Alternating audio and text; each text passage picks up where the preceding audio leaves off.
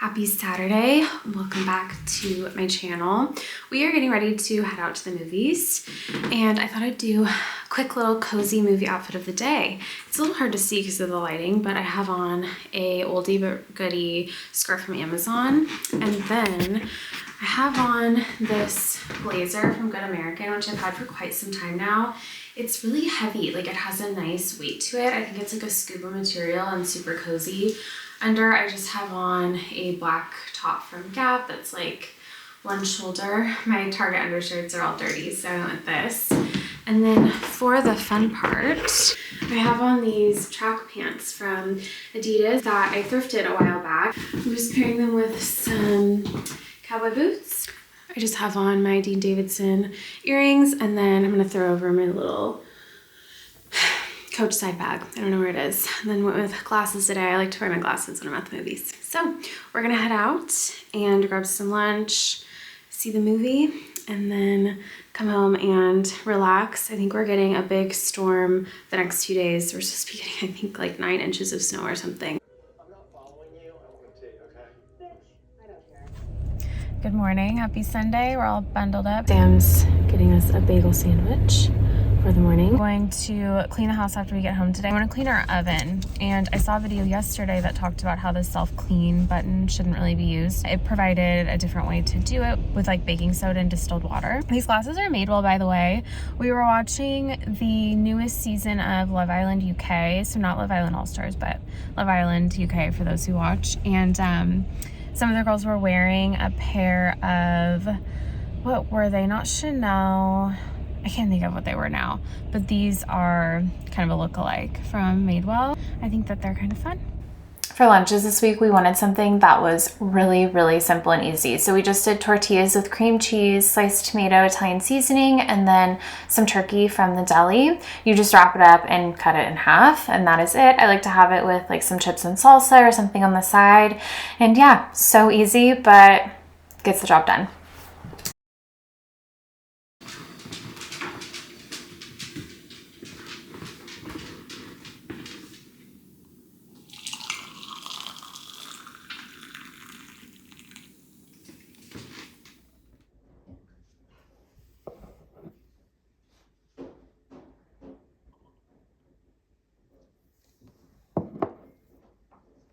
Good morning. Today is Friday, finally. It is almost 11 a.m. I've been working on a couple of manuscripts this morning, and now I'm taking a little break.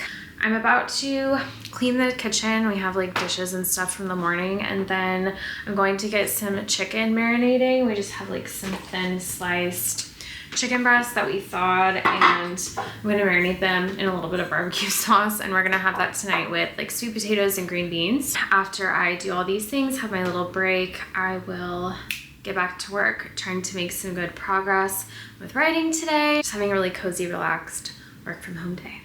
It has been a long day. I made good progress today. I worked on writing for one manuscript in the morning and a different manuscript in the afternoon. Took like a break around 1 p.m. for lunch and tea, and just like let myself reset in between the two. I'm feeling quite tired, fatigued from the day, excited for Sam to be home. We finished season 2 of Traders last night, and so I think tonight we're either gonna pick back up on the current season or we have some Love Island All Stars to catch up on. So that's like the highlight of our day together right now.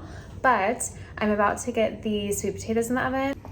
I found a recipe where you just put them on a sheet pan at 425 for like 40 or 50 minutes. I just spread some oil on because I didn't want to do foil underneath. And then when he's home, we will pop the marinated chicken in the oven. There's the preheat for the potatoes. It'll be a nice little simple meal for the evening. And I'm excited that tomorrow is Saturday.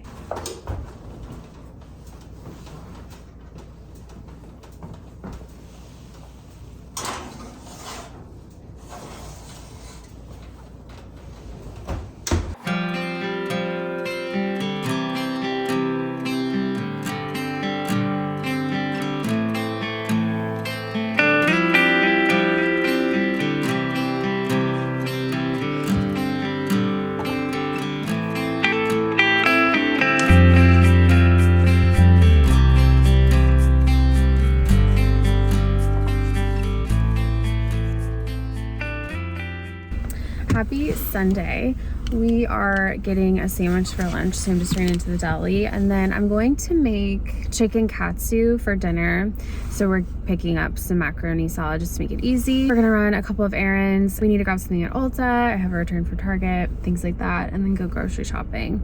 We woke up early this morning and cleaned the house and did laundry, so we're on set. Sam did like a CE course, a continuing education course for optometry, while cleaning the house. It's been a quick weekend, but it's been a good one. We've had moments of relaxation here and there. This week, I am planning to resubmit yet another revision for my PI to review for the paper that I am currently writing on AI in post-secondary career and technical education. Also need to finish up my revision for a manuscript I've mentioned that we got like a minor revision on for my PhD work. I shared that revision with my advisor and she got back with a couple of comments that I haven't even looked at yet. So those are kind of the two big things on the agenda for this week as far as deadlines go. I'm wearing a new blush today. If you're sick of me talking about blush, then just fast forward this part of the video, but it's from Rare Beauty. I saw like a little Instagram reel that someone had posted. I think it was like some sort of girls in corporate or something. I honestly don't remember at all, and I don't know if I even saved it. They went around and asked girls in the office like kind of what their most valuable or most important makeup item is, and one of the girls said this blush. I think it might be in the color Cheer, but I'll link it down in the description. I do think it has a little bit of shimmer, and I usually try to avoid shimmer on my cheeks because of my fibrofoliculomas. I have a rare genetic disorder that causes little bumps on my skin, if you don't know, but I do think it's looking pretty. So anyway, time for lunch. These are the best chips ever. We've done like a lot of different flavors. If you can find this brand, it can be difficult to find. They're really good. Vlog has been like so all over the place. We just got home from all of our errands. We stopped at local bakery when pigs fly and got bread for the week. We're doing potato soup and grilled cheeses for 2 of the nights. So we got this soft sourdough, which is so good, and then cinnamon raisin for the morning. Yum. We keep our bread in the freezer a lot of times when we're not using it, and it keeps it fresher longer. I think we learned that from Aunt Tina. And then I've been wanting to get this. One of my girlfriends from high school made a video talking about it. This sea salt from H Mart. You can put some in your water to help stay hydrated. So we finally stopped in and grabbed it.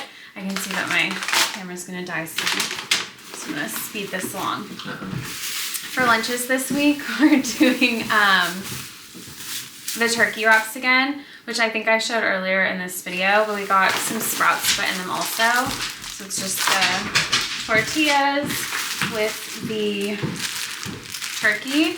We get like fresh turkey from the deli at Whole Foods, provolone for the grilled cheeses, and then just some veggies I have on hand. Muesli first thing in the morning before we have our protein breakfast. Some olive oil, and then cream cheese goes in the wrap as well. And just some canned tomatoes for the tomato soup, tuna to have on hand. Picked up some jam to have peanut butter and jelly with the leftover bread. Some dish soap. I'm trying to move away from Dawn. I've had my little Dawn love affair for a moment now, and I'm headed back to cleaner dish soaps. The other meal that I'm doing this week for dinners is a chicken stew. I think I've done the recipe before. If not, I've done a similar one, but it has like chicken thighs, potatoes, a little bit of everything. I think I'm gonna put like some peas and corn in it, and celery and carrot. Sprouts for the wraps, and a tomato in the wraps as well. And then a couple of our favorite protein bars. They don't sell the flavor. We like it wholly. We like, what is it? We like a caramel something. Almond caramel fudge. Almond? Yeah, it's some sort of like caramel fudge, pecan. Yeah. Pecan caramel. They don't sell that one at Whole Foods. They only have it at Wegmans. So we get the peanut butter cup as the other one. Only the protein bars from this brand that have the like chocolate coating that we like. Lettuce for salads, and for my snack, I'm gonna do berries with whole yogurt. This is the best Greek yogurt I have found. And like maybe some pistachios or something as a snack. This is quite the haul then. I agree. It's kind of dark, but we went thrifting yesterday. Hit up a couple of thrift stores in the area, and I found these jeans. They're Calvin Klein, the mom jean. I couldn't find these exact ones online. I think these might be quite a bit older than I realized, but I did find many similar Calvin Klein mom jeans that are a little bit more modern, as well as a good pair of Levi's.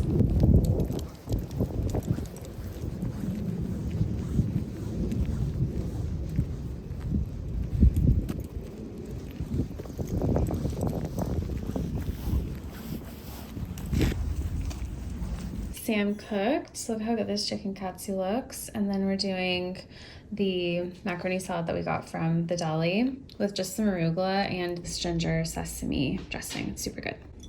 I'm excited. And a little avo on the side.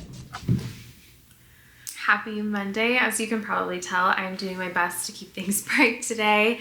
This is another thing that I got thrifting over the weekend. It's an asos sweatshirt. I think it may be men's.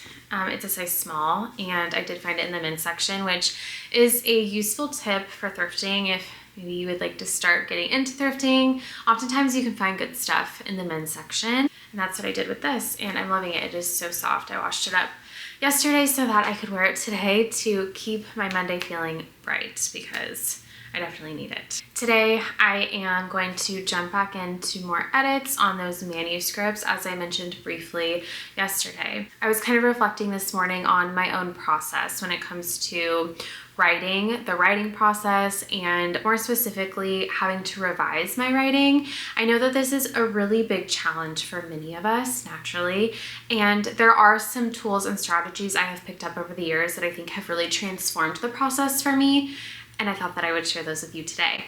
These are tips that I have shared in the past, but they still are so crucial and critical, and I feel like I still am sort of growing in my ability to use them myself.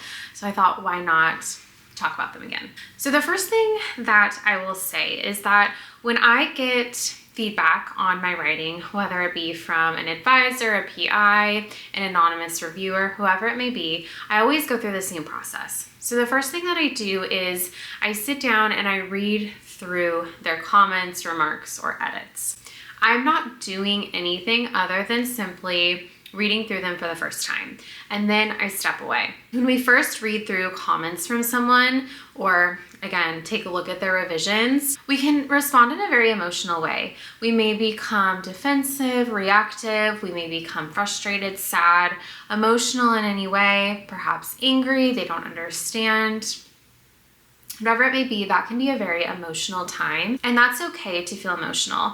I have found that that is not the time when I want to try to interact with that individual. That's not the time when I want to speak with them about the work. And that's also not a time when I want to start tearing the paper apart and making changes. That's simply a time where I want to see what they have said, read through it, consider it, step away and process it. I find it's really important to take this time to step away before I start to take action, again, to allow those feelings to process, settle in, and for me to have a little bit more of, I guess, a grounded perspective on what they are suggesting, the paper as a whole, so on and so forth. After I've had time to reflect, and that could be a couple of hours, that could be a couple of days, then I will return to it and read through it a second time. Now, depending on how challenging the feedback is, I may just read through it a second time and again, not take much action. So you have to sort of gauge this for yourself, your own level of reactivity, let's say. But for me, this is usually when I will start to make small changes. I like to start with the easy stuff. This could be stuff on like changing word choice or cutting a sentence here or there, adding sentences that contain definitions of words, right? The simpler stuff. This can also be a time when maybe if I am confused by some of their comments or maybe don't necessarily agree, I could start responding to some of those comments within the paper. Now, this is a really important piece. I do not send back or share my first round of comments with that individual. So whoever it is that is providing me feedback.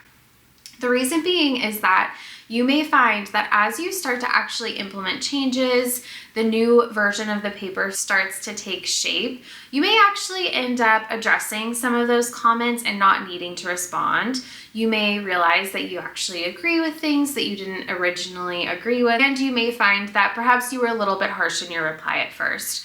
So all of that together, I have found it's best to wait to share your comments or feedback with that individual. So this is just something to be conscious of if they maybe have access to that document, if it's an online version and they may be accessing it.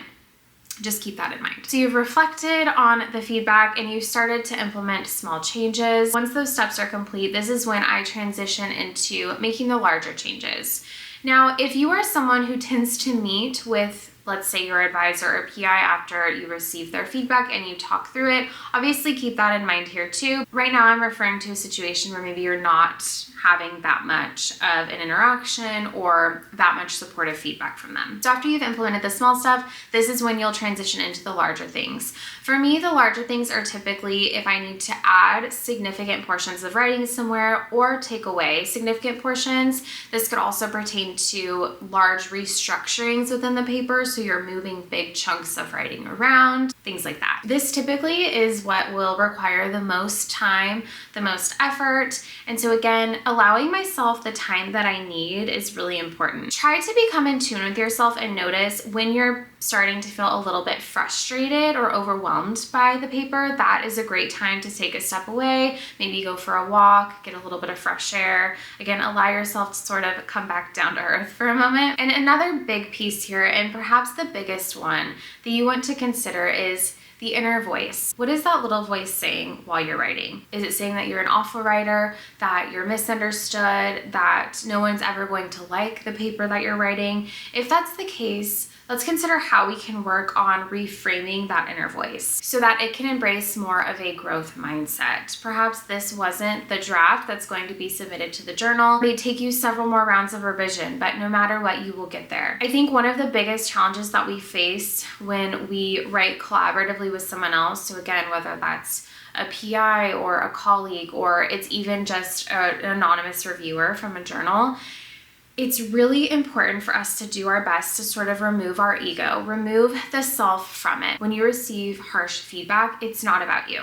This has been one of those difficult things for me to sort of accept, particularly because I do enjoy writing and identify heavily as a writer. So naturally, I feel like I am kind of intertwined with my writing. But when I receive harsh feedback, I have to remind myself what the ultimate goal is. The ultimate goal is not for me to be celebrated. The ultimate goal is for us to improve the work, for us to improve the piece together, and then move that forward and make change with that contribution. So it's not about you when you're receiving that harsh feedback. Just because they didn't like your word choice, or they don't like the way that you structured the paper, or they feel like you've missed out on a really important piece of literature or brought something in that isn't relevant, it doesn't mean that you aren't capable and valuable. It simply means that there are more changes that can be made to make it even stronger. And it's really important that we do value the perspective of others that we're working with, even if maybe you have differences in some way, because they have a lot of expertise as well that you don't have, the same way that you have expertise that they don't have. When we combine forces, we really can produce the best thing out there. That's not to say that I'm ignoring the fact that sometimes when we've got too many hands in it, it turns into some crazy thing. You've probably seen memes out there about like the crazy pizzas, which is like the final manuscript version that you submit to the journal. But it's just to say that we do have to value one another, and that it can actually alleviate our own burden of stress when we are working through a revision if we do value the perspective of the person that has shared feedback with us. Whenever I share a revision, I'm always sure to say that I really look forward to their feedback, and I genuinely mean that, because I know that that is the step that's going to take it to the next level. Finally, I'll say try to find a balance between not rushing yourself, taking the time that you need to work on it, but also not avoiding it. You want to be engaging with it. Sometimes simply setting yourself up for that task of just reading through it, reviewing the comments once again, can be really useful to ensure that you continue to make steady progress. I hope that you have found these tips helpful. I am about to head in and work on my own writing. As always, I want to thank you so much for being here. Let me know in the comments what else you would like to see from me, and I'll see you in the next video. Bye.